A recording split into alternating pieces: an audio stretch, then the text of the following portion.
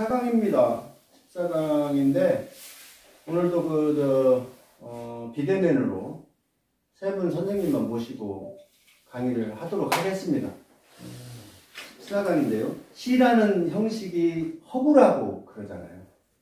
허구라 할지라도 서정적 자, 주체적 자를 위해서 사소한 체험도 하고요.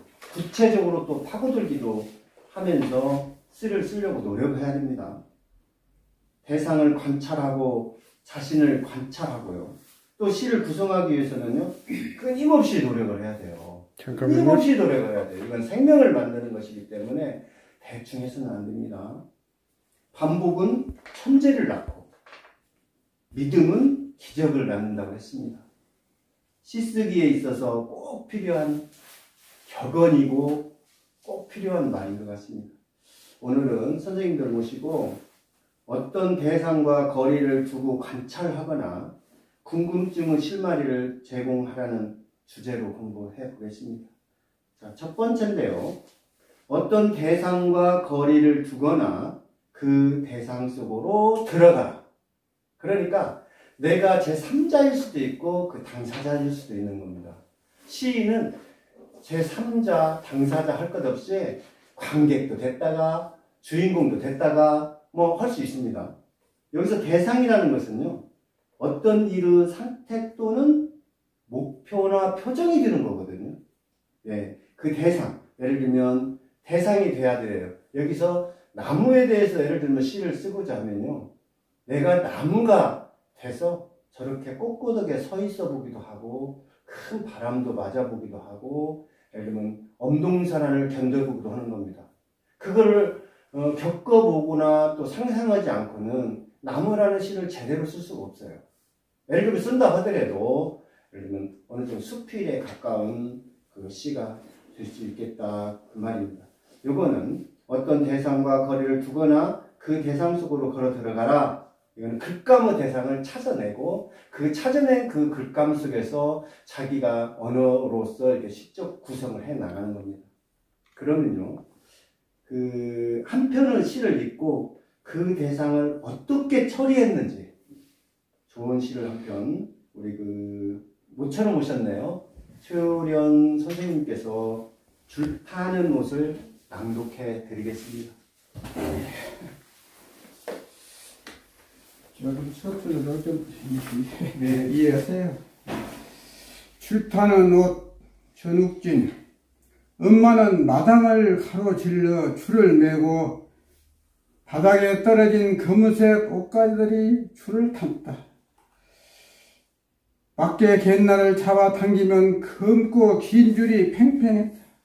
나는 그 줄을 밟고 옷가지들의 그림자 위에서 무등을 타고 놀았는데 눈을 뜨니 나는 객지 위에 있다.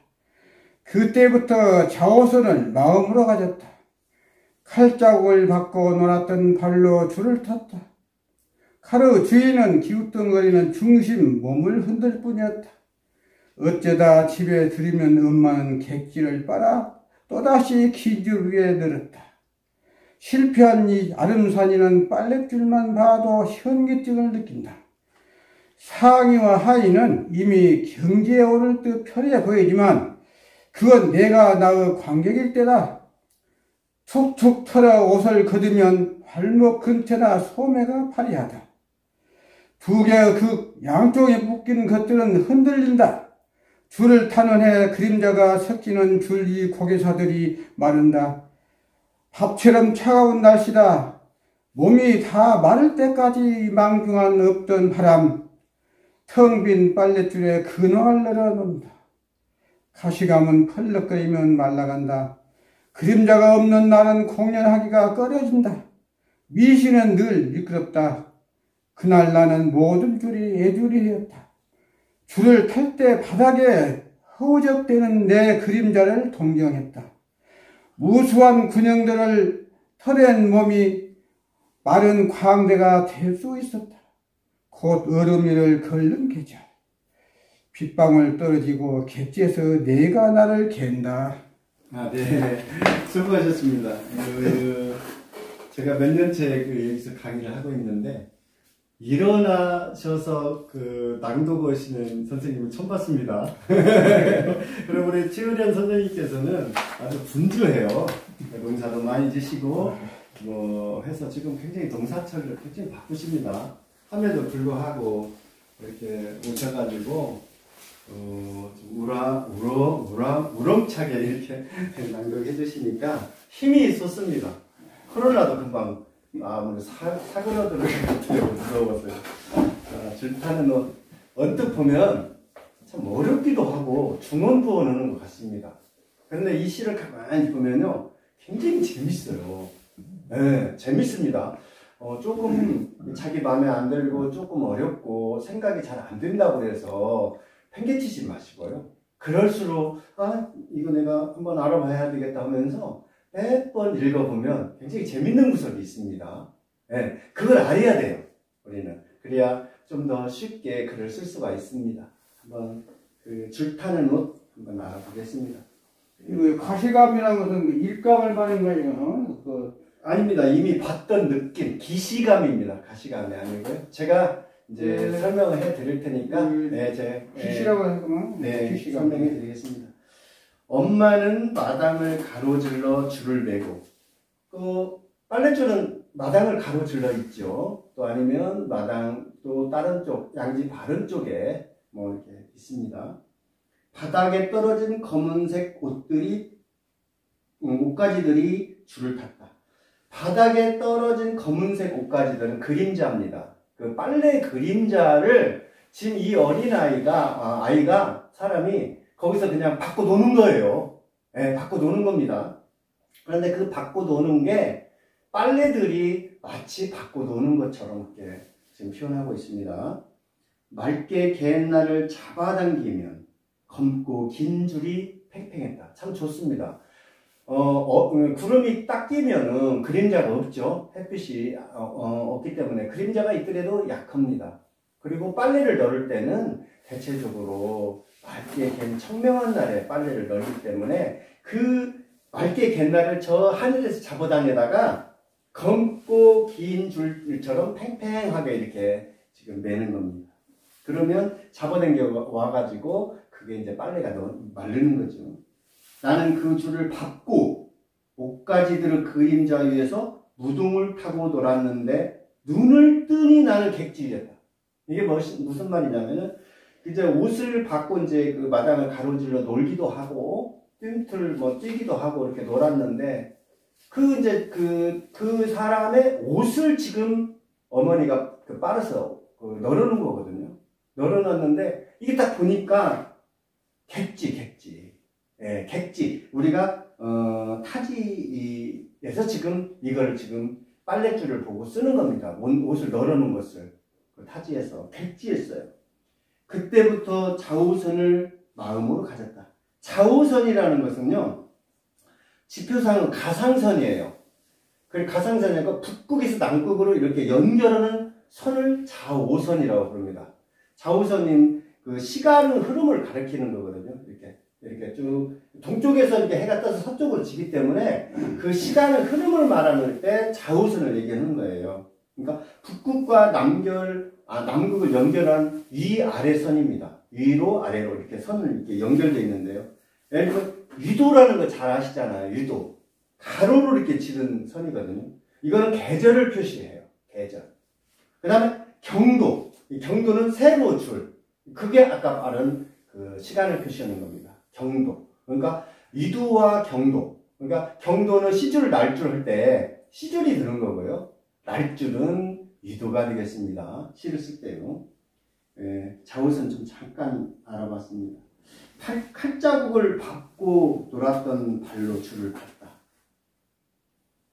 칼의 주인은 기웃등거리는 중심, 몸을 흔들 뿐이었다. 칼 타는 것은 굉장히 어렵습니다.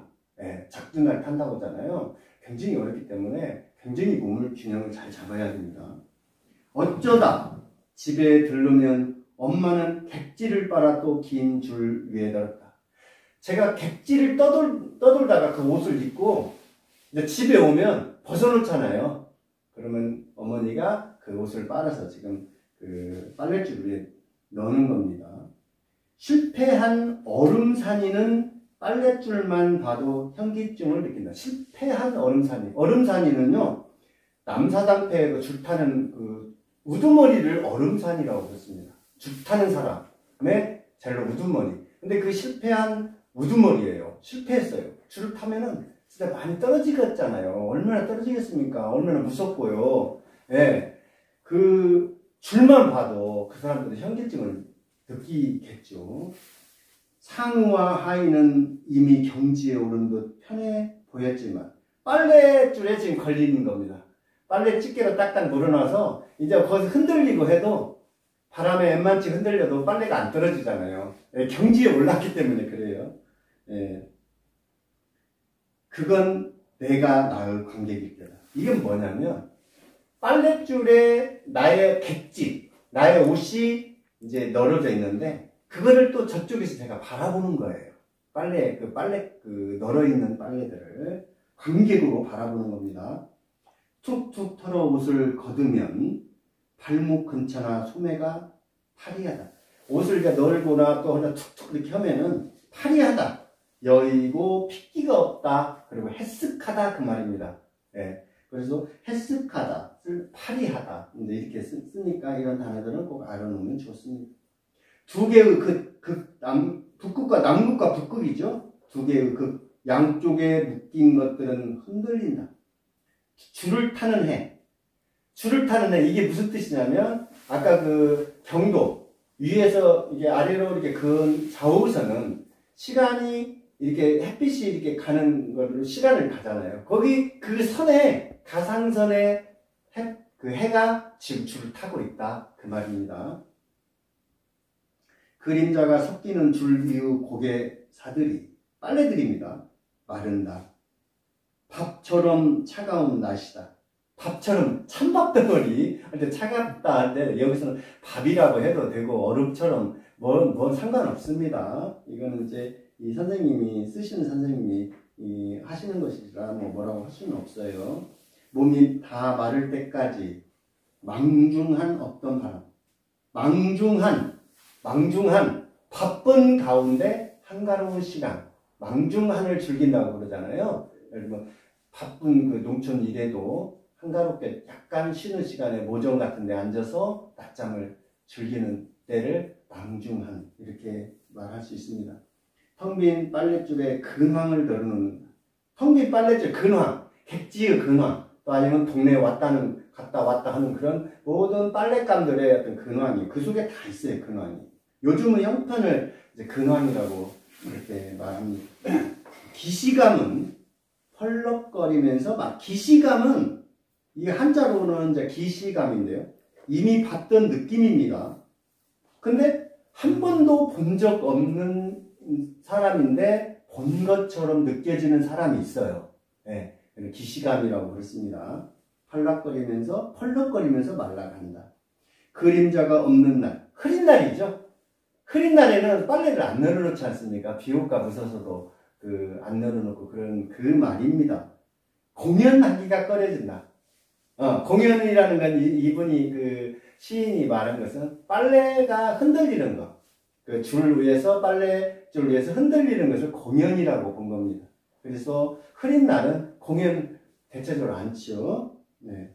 미시는 늘 미끄럽다. 미시는 늘 미끄러워요. 그러니까 언제든지 미끄럽기 때문에 떨어질 수 있고 다칠 수 있습니다. 그래서 미신을 믿는 거예요. 내가 오늘은 어떤 행동을 하니까 줄을 잘 찼다. 내가 오늘은 아침에 수염을 안 깎으니까 줄을 잘 탔다. 수염을 깎으니까 줄에서 떨어졌다. 그러면 그분들은 절대 수염을 안 깎죠. 그게 미신입니다. 네. 그래서 미끄럽다고 그랬습니다. 그런 날은 모든 줄이 외줄이 되었다. 미끄러운 날은 것은요, 외줄은 떨어지기가 아주 쉽잖아요. 우리가 그 광대들이 타는 다 외줄입니다. 얘기할 것은 없는데요. 그렇더라도 여기서 시에서 외줄이라고 다시 표현을 했습니다. 줄을 탈 때 바닥에 허우적거리는 내 그림자를 동경했다. 무수한 균형들을 털어내는 몸이, 무수한 균형들, 그 줄에 그 서기 위해서 그 무수한 내 몸의 균형, 뭐 긴 봉을 가지고 있다든지 요즘은 뭐 특히 그 부채를 많이 가지고 균형을 잡습니다. 그 균형을 털어내는 몸이 마른 광대가 될 수 있었다. 여기서는 빨래가 균형을 잡기 위해서 바람에 흔들리면서도 균형을 잡기 위해서 자기 나름대로 무수한 균형을 털어낸 거예요. 그러면서 지금 빨래가 말라가는 겁니다. 곧 얼음 위를 걷는 계절. 이제 차가운 계절이 되겠네요. 이제 겨울이나 뭐 이렇게 이제 가는 겁니다. 빗방울 떨어지고 객지에서 내가 나를 갠다. 그러니까 객지에서 지금 객지 이제 예를 들면 어디 멀리 가가지고 고향이 아닌 곳에 가서 빨래를 빨아가지고 널어놓은 거예요. 널어놓고 내가 마치 집에 가면 어머니가 내가 벗어놓은 옷을 이렇게 마당 그 빨래줄에 널어놓은 그 모습과 같이 그 오버랩을 시키면서 이 시를 만든 겁니다. 상당히 좀 어려워요. 하지만, 이 속에 들어가면은 뭐 그렇게 어렵지 않습니다. 그래서 이런 시를 이렇게 좀 자주 읽어야 돼요. 그래야 다른 간단한 시를 잘 쓸 수가 있고, 다른 분의 시를 금방 해독할 수가 있습니다. 이처럼요, 이 시처럼 이미지가 선명한 시거든요. 이거를 이미지가 선명한 시라고 그래요. 구체적으로 글감 속으로 들어가서 글을 쓰게 되면은 이처럼 좋은 시를 쓸 수가 있어요. 예. 요즘 그 밴드나 뭐 카페 같은 데 이렇게 글들 올라오잖아요.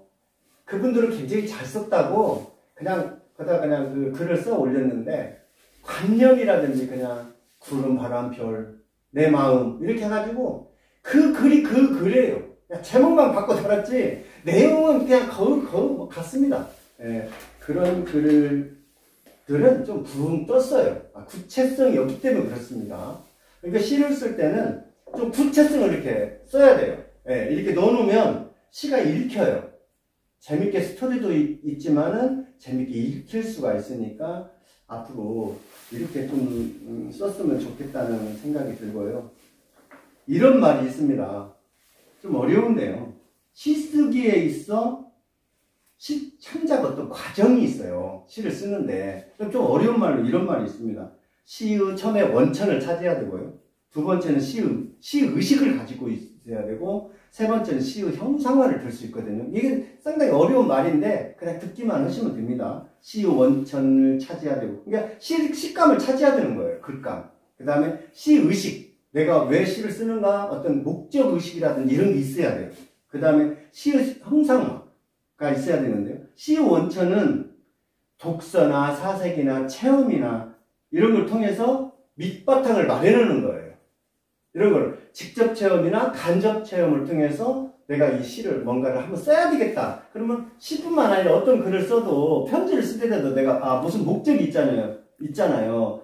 아들한테 내가 지금 며느리한테 내가 만약에 시를 쓴다 그러면 애를 낳았으니까 너 고생한다는 어떤 목적. 그래서 아기를 잘 키웠으면 좋겠다. 그게 나의 그 시아버지의 바람이다는 그 목적을 가지고 이렇게 편지를 쓰거든요.